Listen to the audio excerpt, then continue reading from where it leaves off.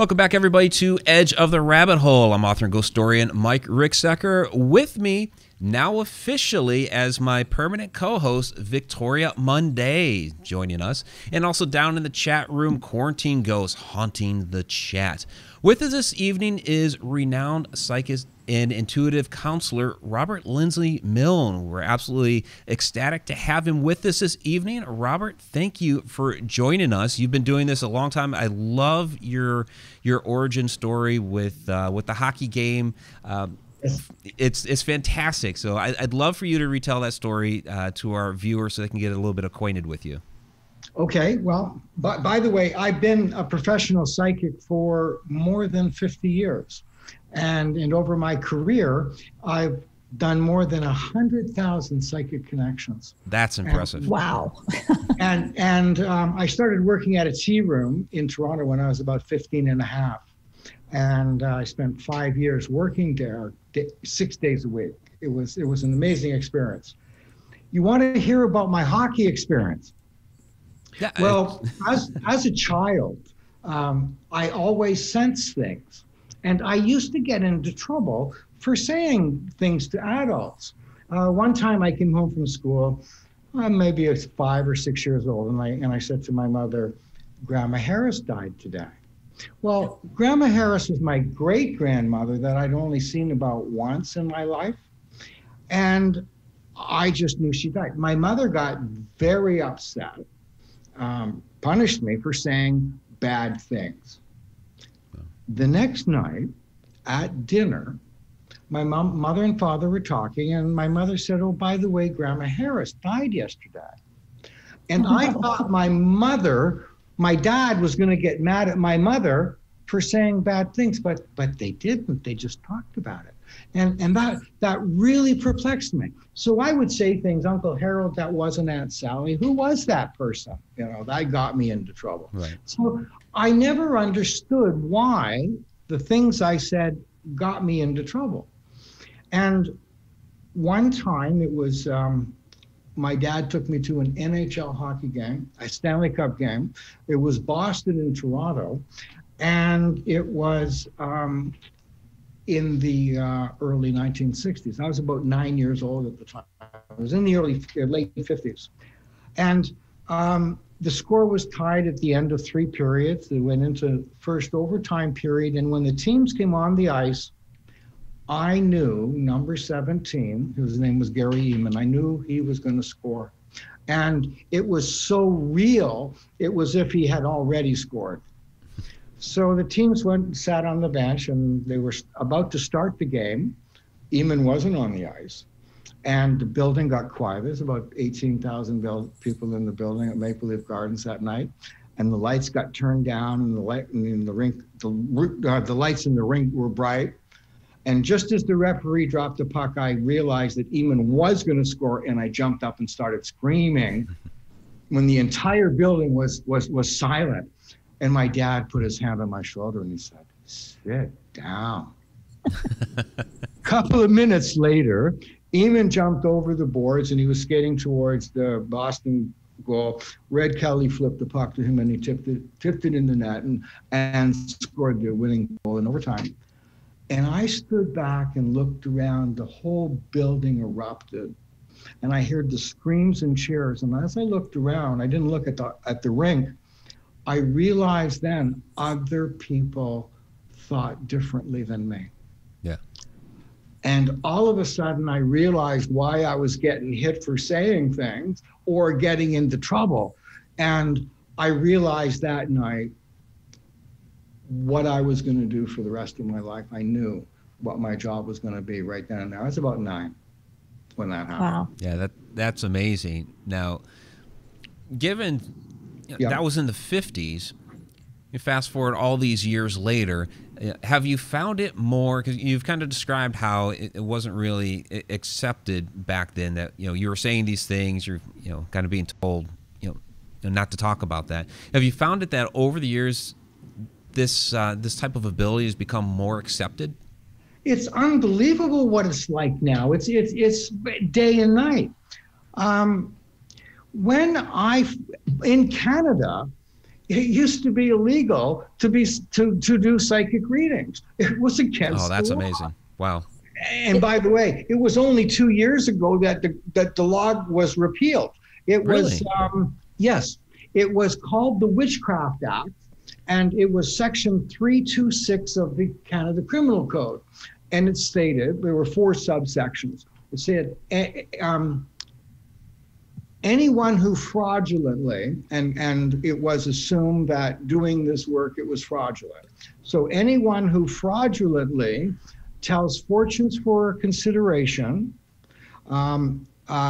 accuses somebody of a crime using an occult or crafty science, using an occult or crafty science to heal or give healings to a person, is guilty of a summary conviction of not more than $5,000 and Wow. 1 year in jail. Wow. And that law was brought into effect in the late 1800s. Okay, a really deprecated law. So how was that when you were, because you were working in that tea room as a young man, how Yes, did they kind of yes. skirt around that? Well, there was a sign that said tea leaf readings were for entertainment only. And they would sell, they would sell sandwiches, a cup of tea, and a couple of cookies. And then you get your tea leaves read. So Right. I was 15 and a half when I first started doing that. Ah, And that was a full-time job for me, actually. I worked there 6 days a week. interesting. So very enterprising young man. Well, I was a street kid in those days. I was homeless, and I survived on the streets using my intuition, and it was like a training program for me, and or I had the opportunity in just about every situation that I could solve a problem I was in using my intuition, my psychic ability, or the option would be doing something illegal or immoral. There was no right or wrong. It was what I decided to do. And most of the time I chose to use my intuition, my psychic ability to survive. And I heard that at the Cozy Tea Room, which was really prominent in Toronto in those days. And that was the only place where you could do readings. Well, there were a couple other tea rooms in those days too. And I heard that if you worked at the Cozy Tea Room, in the afternoon shift, you would get a sandwich and a cup of tea and cookies and get paid at the end of the shift. And if you worked at night, you got a hot dinner and a cup of tea and you got paid. So that day I went down and applied and I got hired. And I got my sandwich in the afternoon, and I got a hot meal that night, and I got paid, and that was how I started becoming a professional psychic. Cool. When I was growing up, there always seemed to be like a negative connotation when someone was called a psychic or a medium. They were like 1-800 Stallone's mom, or Miss Cleo or something. And when did all that change?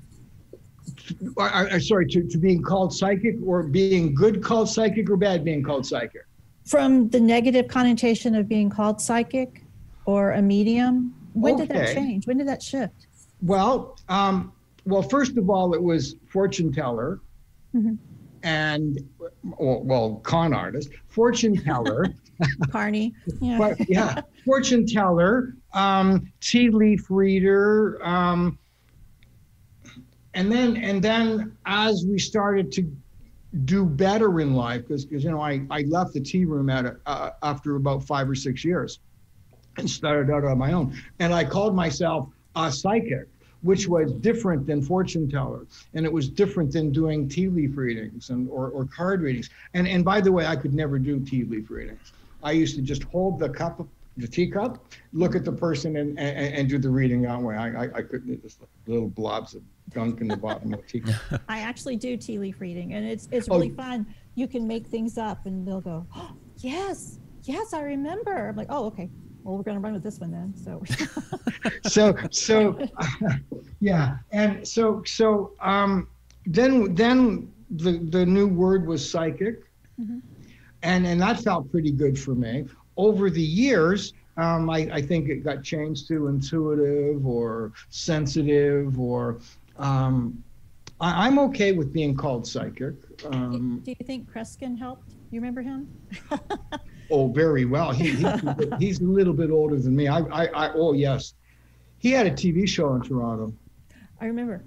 We had it. I'm down here in Texas. We saw it too, where he would do the spoon, you know, Yeah. and he'd read everyone's minds. And Yeah, he is. I believe he's still around. I believe he's still alive and still performing. Oh, the bucket list. Okay. Right. Yeah, he's still performing and doing shows or performances for sure. But do you think that kind of like put it out in the mainstream just a little bit more? So they're like, psychics aren't evil people. They're not demons. They're not going to go to hell for whatever they're doing. Do you think he helped the community? He certainly brought it out into more of mainstream. Mm-hmm. And as I was developing, I started doing radio shows in the early 1970s, and I was appearing on shows across Canada, and my work brought it out also into the mainstream as well. Excellent. So, and that was through the 1970s and in 80s, and it's a totally different world now. Mm-hmm.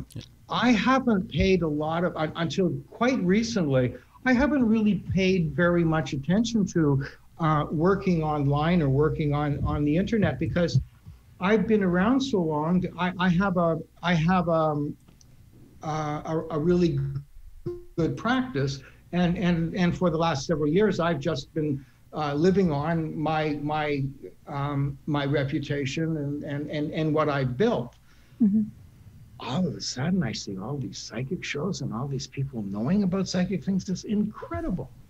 It's just all of a sudden, life has become very exciting again. My career, my work has become alive again. It's fabulous. That's very cool.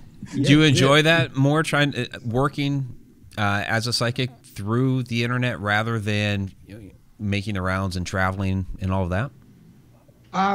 Well, there were some years I would spend 40 weeks on the road. Wow, yeah. And now I came home every couple of weeks, but it was town to town, radio and TV stations. Each place had a station that I appeared on, and then I did a whole lot of readings in the city, and then went to the next one, and I did that for years. There was no internet, so. What was your question, Mike? What did you ask me again? If you're enjoying this more with the internet than having to travel all over the place. More importantly than the travel part, I love doing my job today more than I've ever loved it before. I'm better at what I do than I've ever been before. I just can't do it quite as fast and quite as much. But okay. Other than that, it's really wonderful to do this work now, and it's so out in the open. Yeah, it's become a lot more acceptable now. Do you find that you're still to this day honing your skills and becoming more fine-tuned? I practice every day. Okay. When I was around 20, 21 years old, I was pretty sure that I would be doing this forever again. And I made a vow to myself that I would do at least one psychic reading every day of my life. And I did that without missing a day of practice or doing a psychic reading. It was over 30 years that I went without missing a day. Wow. And the reason I missed a day was because I wanted to find out what it was like not to do a psychic reading. You just had to try it out. Like? Yeah, I just wanted to know what the opposite was like. And there have been one or two times in my life where I wasn't able to be psychic. I wasn't psychic, and I thought, how do other people survive? How do you get around in the world? I was really shocked at what it was like not being psychic, because I've lived by it for so long. Um, So what do you mean by not being psychic? What, you just took a break, or was there a point in time where well, it some just wasn't days coming through? yeah, there was a couple of times where I had dry spells. It didn't last for very long. But I've had a couple of times where I just didn't sense anything from people. And I'd go out, I'd be walking down the street and didn't have the senses. It was like having earmuffs on. It was really astonishing. Interesting. And then it all came back. Good. Well, that's right.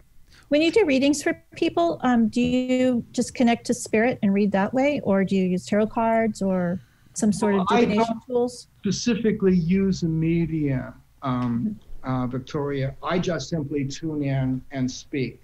Okay.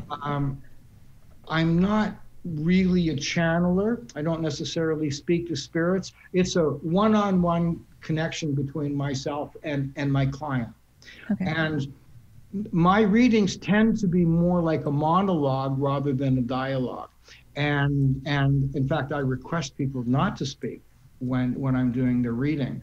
And I start off with I say the date, my name, and the person's name, and then I just start talking, and I just start talking about their life. And some of the things that I'm doing in my readings now, and I don't know too many people that are doing that, if I'm with someone who's in a crisis, which is pretty much every day, what I do is I look at their life right now, and then I move forward in time to when they're about 80 years old, and I look back on their life today, and I describe to them how they feel about their experience that they're going through right now. And one of the things that it does for people is that it automatically tells them, I survived this. Right. Right. So one day. That's right. I survived this. And that is so really important for people to know. I'm going to get through it. So that's one of the techniques I use. And then I describe the era that they're in, and then I describe the next one that they're coming in, again, from the position of what they're like how they see their life at 80. And then I come back to today and talk about how things are going. And like I said, it's primarily a monologue though. And I just go with where I'm led. Interesting. We're getting a number of questions here from the chat. Appreciate Quarantine Ghost forwarding me those questions. So I do want to get to a couple of these from our viewers. Jorge Contreras asks, we are all born with intuition, but how can we fine tune it? Practice. Practice, practice, practice, practice, practice. And fine tuning. So I haven't taught this class in a while, or a few years. I used to teach a one-day seminar, workshop, where I would guarantee everybody in the workshop, if you do what I show you, will do psychic readings that day or I give you back your money. And I've had, as largest group was around 300 and the smallest was 10. And everywhere in between. And in every class, except for one class, there were 2 people who requested their money back. No one ever did. And within about 2 hours, people were sitting across a stranger and being able to do psychic readings. Oh, wow. And if they couldn't, as I said, I give them back their money. Mm-hmm. And it simply is, being psychic or being intuitive is a natural ability that all mammals have. Actually, most living beings have an awareness or a type of intuition. So we already have an intuition and instincts and feelings. What I tell people, and what I share with people is I say, become aware of what's obvious. Look at the person in front of you. Just look at them with all of your senses. Because, you talk about the sixth sense. Well, the sixth sense is when we take our 5 senses, put them all together, and then we get the sixth sense. So when we look at somebody and become aware of what's obvious, then more becomes obvious about them. And as more becomes obvious, it just keeps going broader and broader and broader until eventually you're seeing and talking about things that seem obvious to you, but they're not obvious to anyone else. So become aware of what's obvious and go from that spot. Oh. And also be prepared to make mistakes. Yeah, nobody's perfect in this, and I expect as you're learning and growing that you are going to make some mistakes. So, Betty Lindsy, it's really important to make mistakes, and it's really important to fall on your face, because when you make mistakes or when you're wrong, when you just right off, there's a different feeling to it than when you're right.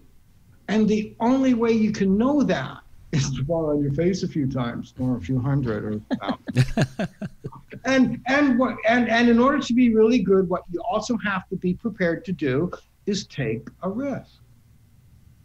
And, right. And well, that's kind of with most things, right? You need to take a risk and actually put yourself out there. That's right. And to take a risk that you could be wrong. Yeah. If you were connecting with someone and let's say you see danger or an impending death, do you tell them, hey, I got some bad news? Or would you say something like, maybe Tuesday you should take a bus. Don't drive that car.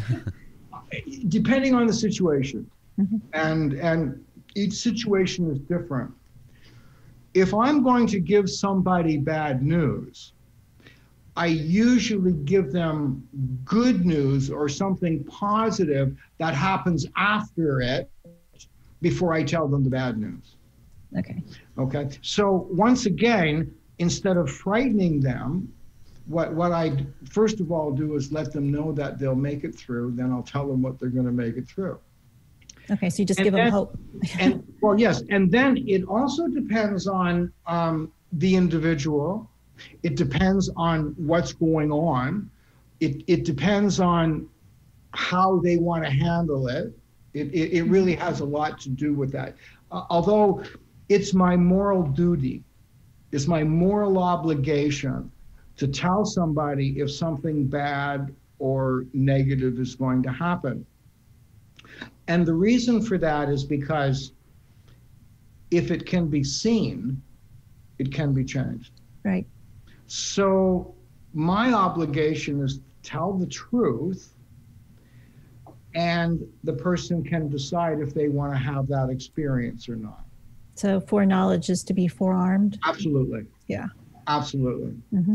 And there's so many times in my life where I've done things just like that, warn people straight up. And when I do, and with my regular clients, I can be very direct and very straightforward and don't pull punches. But these would be people that I would know. Mm-hmm. Well. That makes sense. Betty Lindsy was wondering, who was your biggest mentor helping you grow? Wow. It was Kreskin, wasn't it? No. No, Kreskin wasn't my idol. Okay. There were a lot at different points in my life. A friend of mine, he died a few years ago. His name is Michael Blake Reed. Michael was a channeler, as close to Edgar Casey as someone could get. And he had a group of entities that spoke through him. They were called the Evergreens, and they were remarkably influential in my growth. Okay.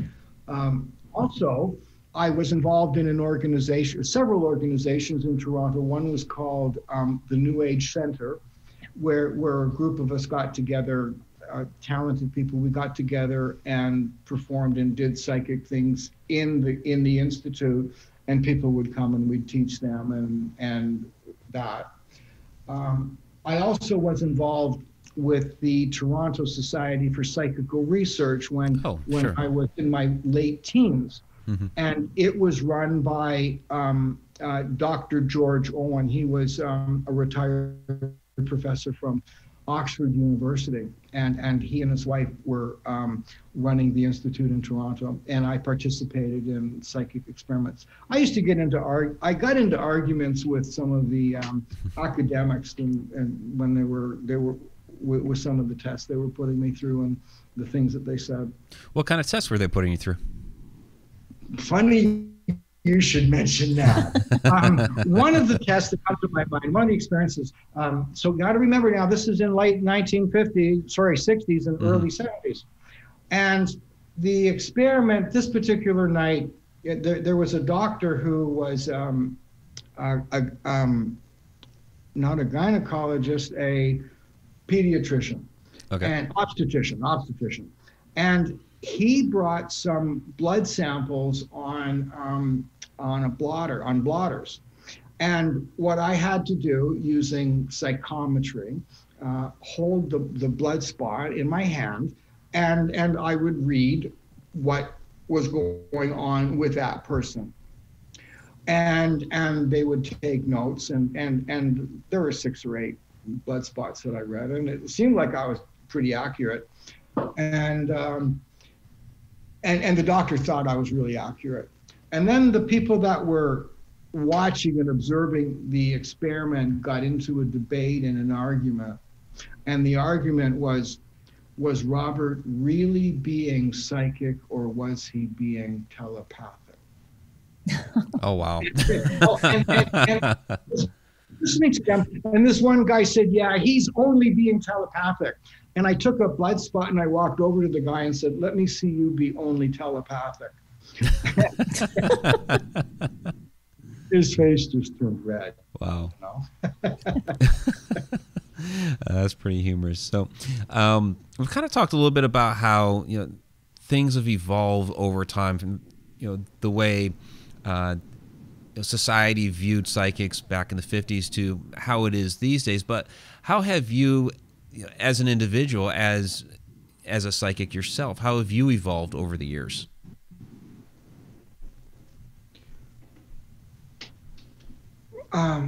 Well, I'm constantly evolving. At a young age, I realized that my life was going to be one of giving service. And even as a child, at 5 or 6 or 7 years old, I was giving service to people or to kids. When I was a kid, I only completed grade 8, and I didn't learn to read and write until I was in my late teens. I have some other perceptual issues, but which probably is how I developed my psychic awareness. I would often see a teacher unhappy, and I'd go over to them, and in my 12-year-old state, I'd be able to tell them what I thought was going on or what would happen. And inevitably, the teacher would come back and ask me more questions a couple of days later. So I knew that what I was doing, that was my calling to be of service. And as it is, it's been then a life commitment.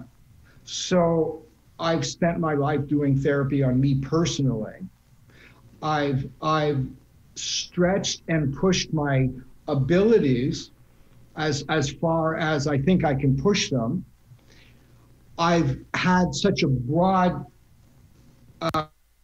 spectrum of things that I've done, from finding people to working in the security service for the RCMP, finding dead letterboxes in Niagara Falls, and once even meeting a KGB agent. Well, we don't know that. We don't know that he was that. Well, I didn't. They wouldn't tell me that. What they did tell me was he was a journalist with TASS News Agency. He spent most of his career in Washington, and he had diplomatic passports. He also got transferred to Canada, which although I think Canada's, America's a great country, my home is my best favorite for me. Going from Washington, being posted in Washington, and going to be Ottawa is like a big demotion. And they thought, the Mounties thought that this guy was in trouble back home. And they thought that maybe he would be ready to defect. Oh, interesting. Here's how this happened, though. I was auditioning for a radio show in Ottawa.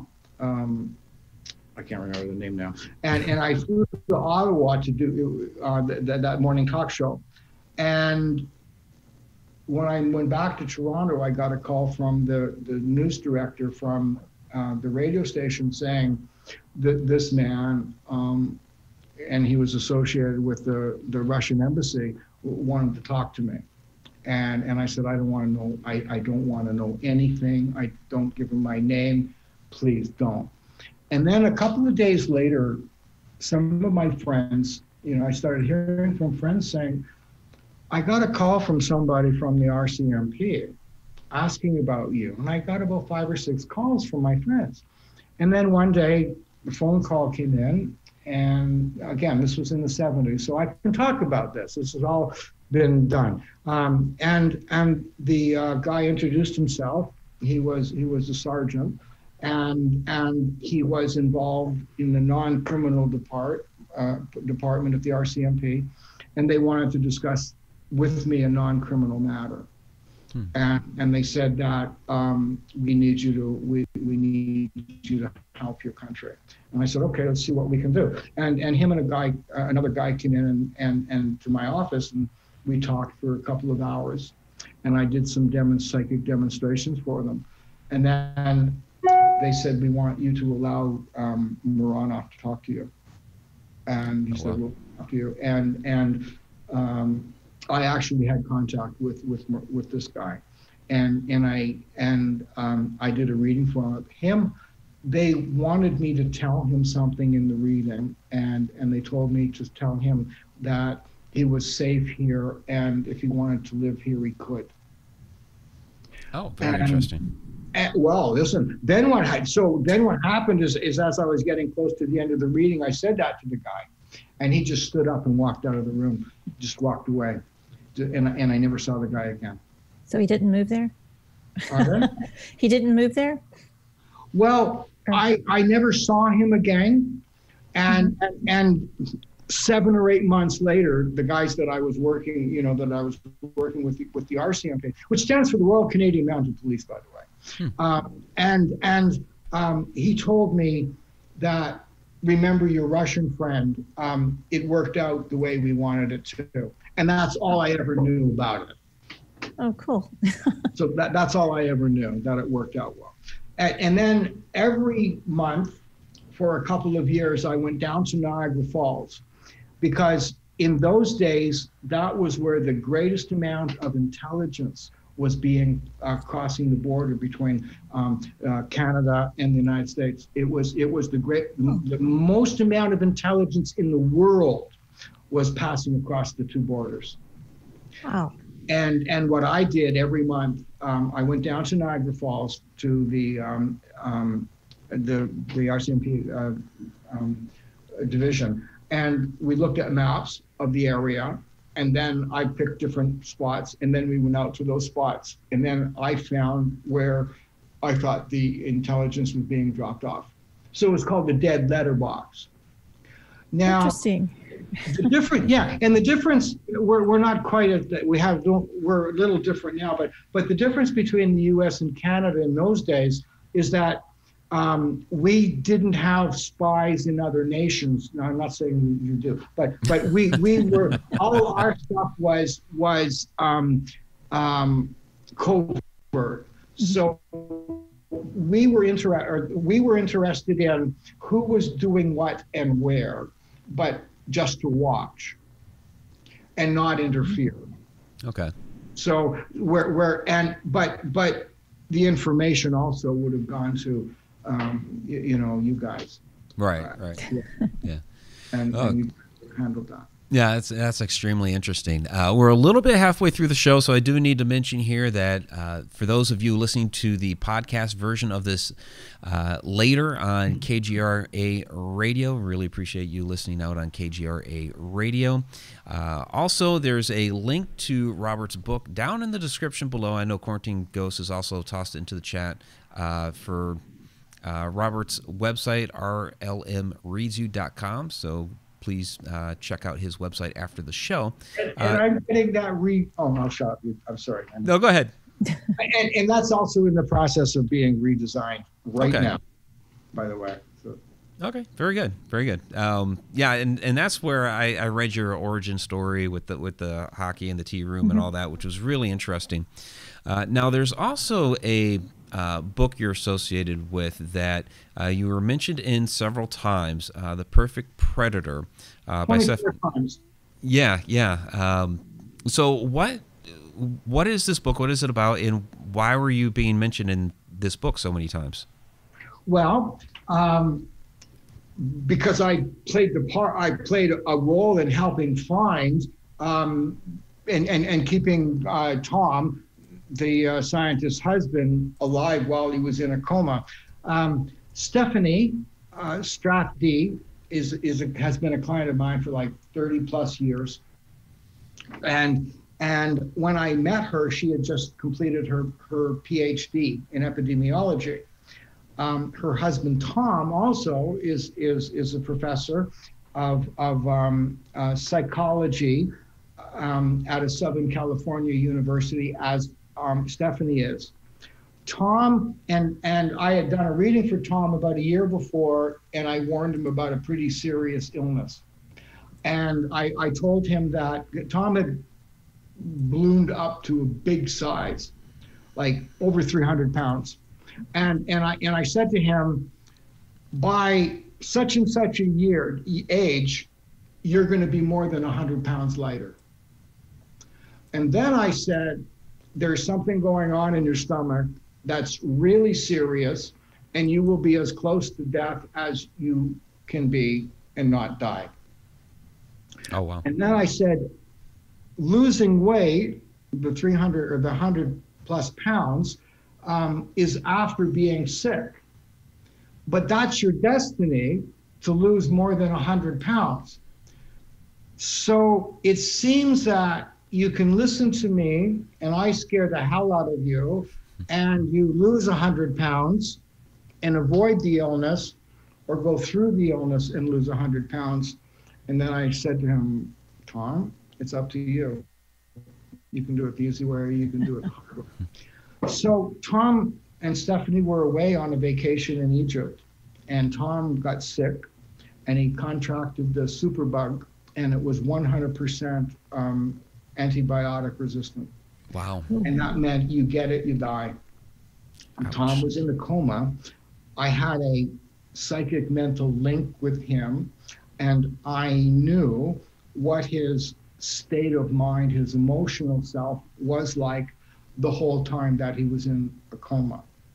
And Stephanie decided that she was going to find a cure for this superbug. And I also helped her find the cure, but it wasn't just me. There was a group of the greatest minds on the planet that came together to find the cure before Tom died. He was in a coma for several months, and I had a mental link with him. I knew when his vital signs were altering. I knew when they were up. I knew where they were down. I wasn't able to give medical information because I don't have that knowledge, but I described things in his body. And later on, the doctors, they didn't talk to me, I talked to Stephanie. Mm-hmm. And the doctors would then describe the same thing using medical terms, except I was about 3 days ahead of them. Oh, wow. And there were a couple of different times. I knew that Tom was going to live because I sensed his energy much like a candle in a candle light. And when he got weak, the candle light flickered.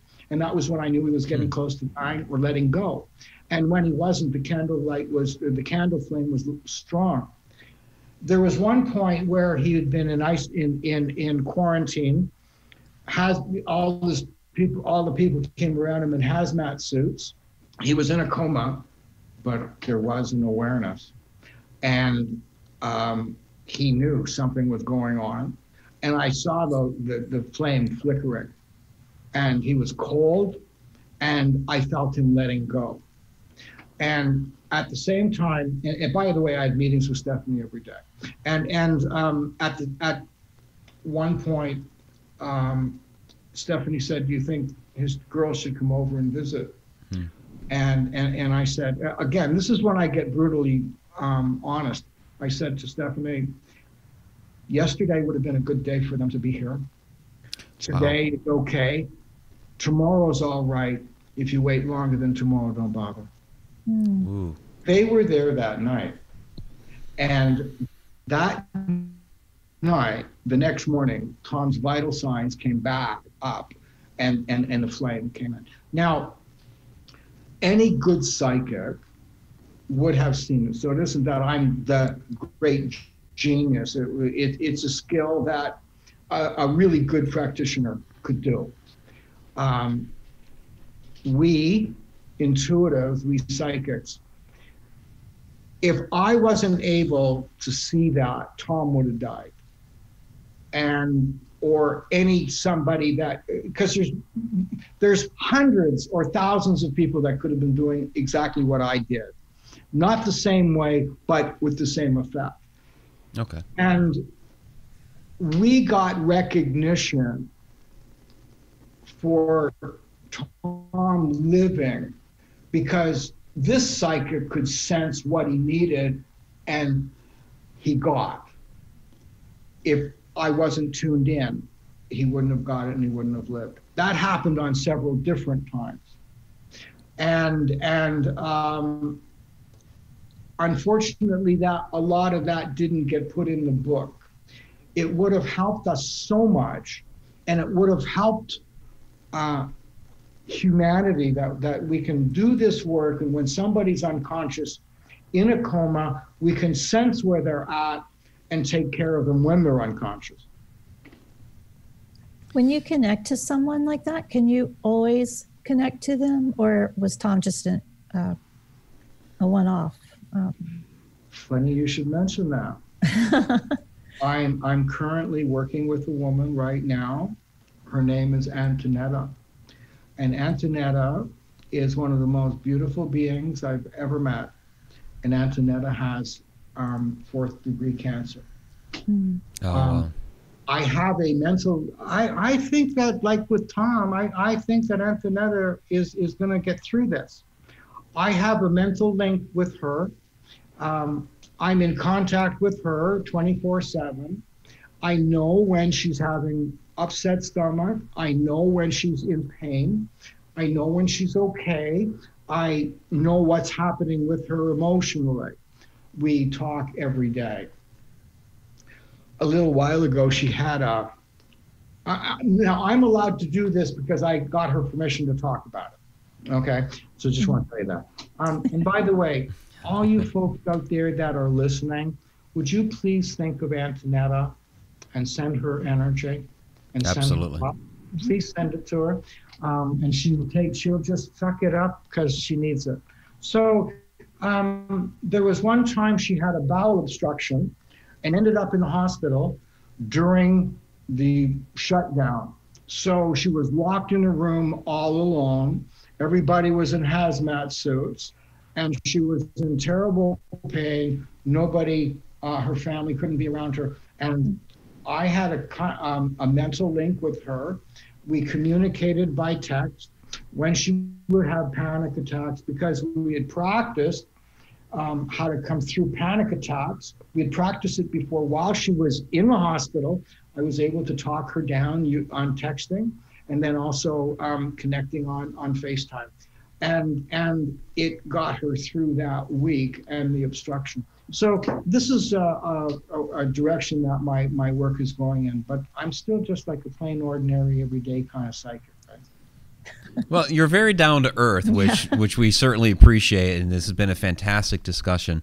Have a comment here from Dusty Reeves down in the chat. He says, "You did a reading for her the other day. I know her." She says, "I've been seeing Robert as a psychic and on occasion as an intuitive counselor for the past 16 years, and his readings and insights were often prescient and very helpful." So, let me ask you this, because she mentions as a psychic and on occasion as a intuitive counselor. So what's the difference between the two, and what do you do as an intuitive counselor? My thing in life is behavior, inner growth. It could be spirituality, but if somebody asks me, am I spiritual? I don't know. Maybe I'm not. I really don't know what being spiritual is. Maybe I am. So my interest is human behavior, because I come from a seriously abused background. I understand what it's like to be abused. I understand what it's like to be hurt. In my work, using my intuitions, my psychic ability, as well as my knowledge. Remember, I said I've been in therapy all my life. Right. I've been in therapy as long as I've been a psychic. No, sorry, as long as I've been working as a psychic, and so I have a real instinct. That is my love. So people come to me with issues. People come to me with problems and their crises, and I teach them how to get out of it. And I use my intuition, my psychic ability. I just understand the process. And I do one-on-one counseling, and we do about 5 years of traditional therapy in about 3 months. Oh, wow. Like this. That's impressive. Fast. Yeah, it's like my stuff is like really fast. And one of the things is we get to the very root of, get to the very first time the problem occurred, very first time they got hurt, and heal that one. And when you get to the root and you kill the root, then the rest of it dies. That makes a lot of sense. And it gets to the heart of the matter to begin with, yeah. That's right. That's right.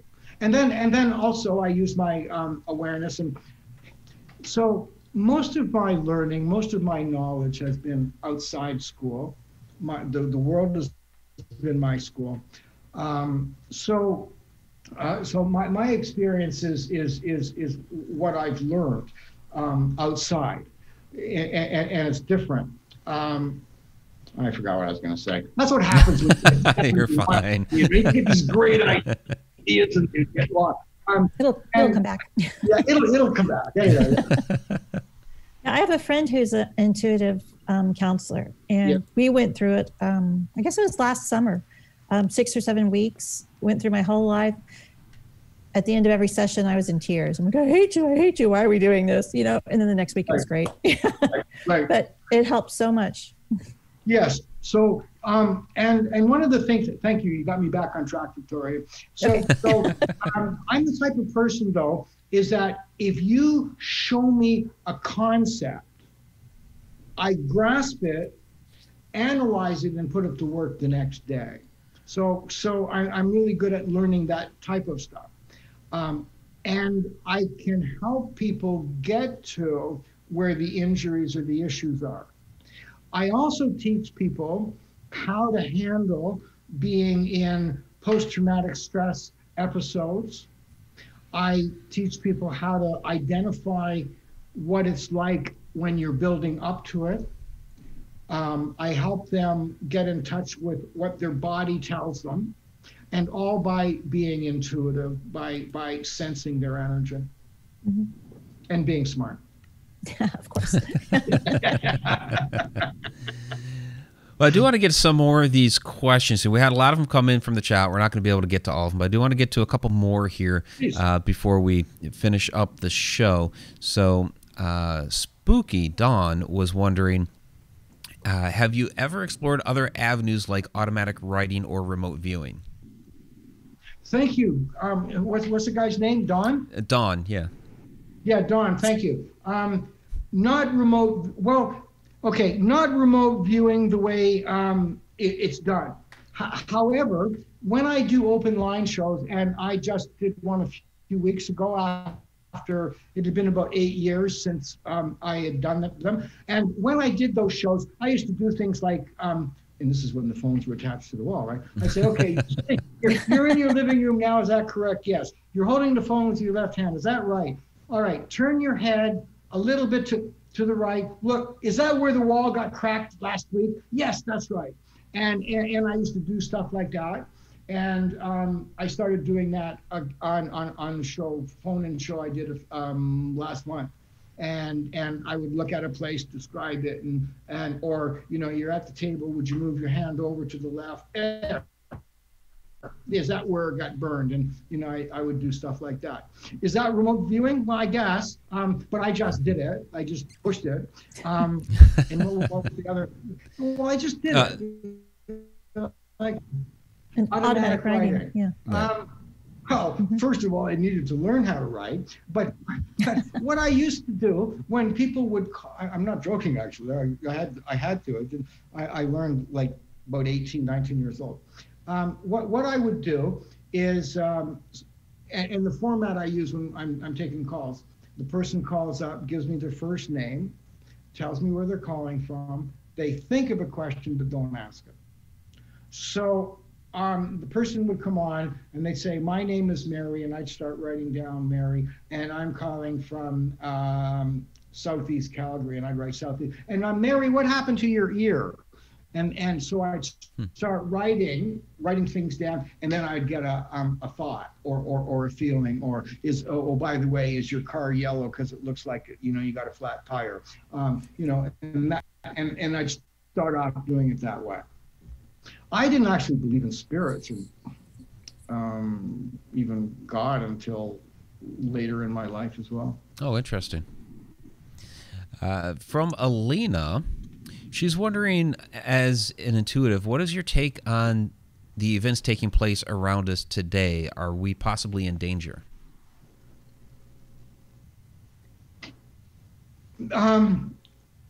Is she talking about danger around us, like in the United States, in Canada?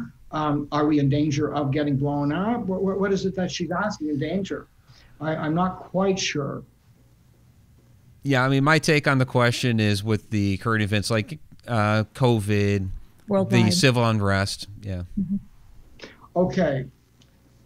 America is a great country. And America is the leader of the world. America is going through a transition. When it goes through the transition, it will continue to be great, but it'll be a better kind of great. So yes, it looks pretty terrible, but America is going to be okay. And America will be very strong again. You think it's more like growing pains? That's what I was thinking. Took it right out of your head. And it's also I know. It's also solving problems that didn't get solved that needed to get solved. Yeah. In terms of the virus, the pandemic, that's pretty scary. And it is going to be around for a while. Is there a second wave coming? Oh, yes. And there will be a vaccine, and it will, for the most part, be safe. America will be fine. America will be back again, and it's going to take a pretty long time to make back the money that has been lost. But that'll happen too. So can you say America's kind of in our terrible 2 stage right now, and we're gonna get better soon? It'll take a few years. Okay. The big thing through all this I got to be careful. I can get into trouble. And I don't like, Totally understand. In a year, in about 5 years from now, America will actually have a national health care system that everybody has, everybody gets. It's about 5 years. It'll be from the next administration. Okay. I wrote that one down, so I'm gonna. You're gonna check back in 5 years. Yeah. Yeah. Now, the next, What about like the next president's, initial doesn't seem to start with a T. Okay. I really We've noted that. Yeah, that's okay. So well, for a lot of reasons, and one of them is I'm a Canadian. I have no right to profess American politics or whatever. It's not my position. I'm just a psychic. Right. So Joy H asks, having started as a kid and having so many years under your belt, what is your favorite psychic experience? Wow. You have a lot to draw from. I know.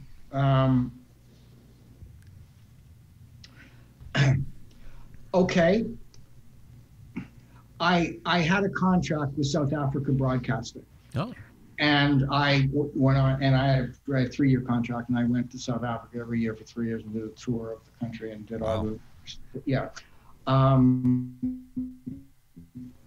the first time I went was just after apartheid ended, and I went there early to get used to the country.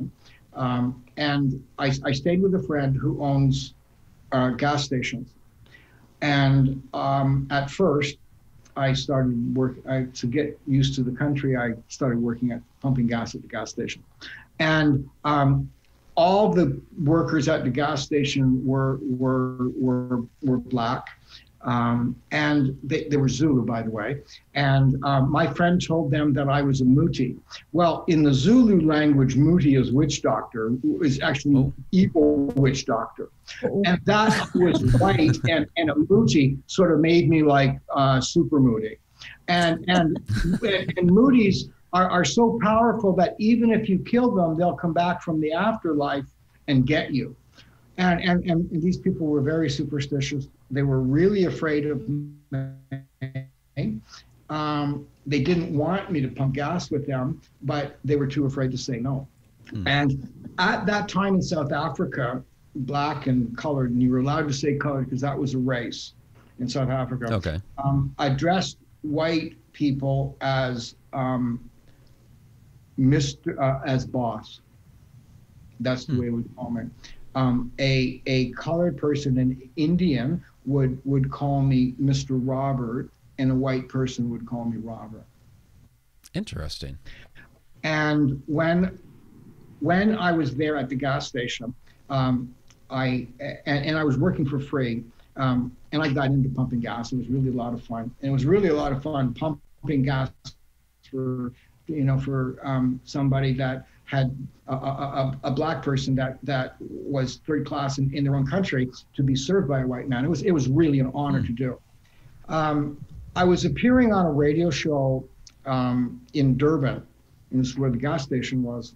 And I decided that I would do something fun. And I asked my friend, and I said, Clive, how about if we do a promotion and that anybody that comes down to, it was Quality Street Motors, that buys 50 Rand worth of gas, for another 50 Rand, I'll do a reading for them, and all money will be donated to charity. And that was really cool. So the next morning after the show, when we got to the gas station, there were cars were down the street, around the corner, around the block. It was like that. People were lined up. I also told the people at the gas station, the guys I was pumping gas with, I said, if you want to come in and get a reading, you don't have to pay, just come in. So this guy drives in, driving a brand new Rolls Royce. And in South Africa at the time, there was a 100% duty placed on new cars coming into the country. And at the time, there was 12 Rand to the British pound. And this guy drives in with a brand new Rolls Royce. Wow. He comes in for his reading, or his questions, and he asked me 3 questions. And I gave him the answer. Then there was this guy, Joe, that worked at the gas station. He worked beside me pumping gas. And he came in, and Joe was, these guys were, half a generation from living in grass tents. They were really primitive but beautiful people. And Joe came in and asked his 3 questions. I was stunned. The 3 questions that the rich white guy asked were the exact same 3 questions that Joe asked. Now, the white guy was much more more well-spoken than Joe. But here were the 3 questions, okay? The rich guy was worried about, there was the union, he was worried whether the union was going to go on strike. And Joe was worried about whether he had a secure job. The rich guy, his daughter was getting married, and he wanted to know how the reception was going to turn out. And Joe wanted to know if the guy that's the father of his daughter's baby was going to marry her. The rich guy had an ulcer, and Joe had an evil spirit in his stomach. Wow. And that blew me away. Because what that showed me is that it doesn't matter, like whether you're rich or poor, we're all pretty much the same. We're all thinking about the same thing, our job, our family. Yeah. We all have the same problems and issues, absolutely. It was profound. Anyway, by the end of my trip, and it was my goal, all the black guys called me Robert. And it took a lot for that to happen. That was a privilege. Yeah, that's amazing. So that might be my favorite psychic story. That's definitely an amazing story. But we are at our hour mark. Robert, we really appreciate you coming onto the show. Where can people find you so they can, schedule a... on my website, rlmreadyou.com, and give me a call or send me an email, and we can connect. Yeah, fantastic. And we did have a question earlier in the chat from Guiding Echoes. That's Nicole Guillaume. Do you have a YouTube channel at all? Do I have a what? A YouTube channel at all? Is there some other place that people might be able to find your work? Not yet, but really soon. Like I said, I just realized there's an internet for psychics out there. Mm-hmm. I've been living my whole life on my career that I built and people coming to me. I haven't, the old adage, the greatest barrier to personal growth is uninterrupted success. So I didn't have to do anything. Right. I did it before. Now I'm seeing how different the world is. Like, wow. You can connect with so many more people through the internet. Absolutely. Oh, absolutely. So many more shows and not have to go to the stations anymore. There you go. Well, we'll definitely have to have you back. Really do appreciate you coming out, Robert. And definitely everybody check out his website. So, thank you very much. Absolutely. You have a great evening. Thank you. Nice to meet you. Thank you. Bye-bye. Bye.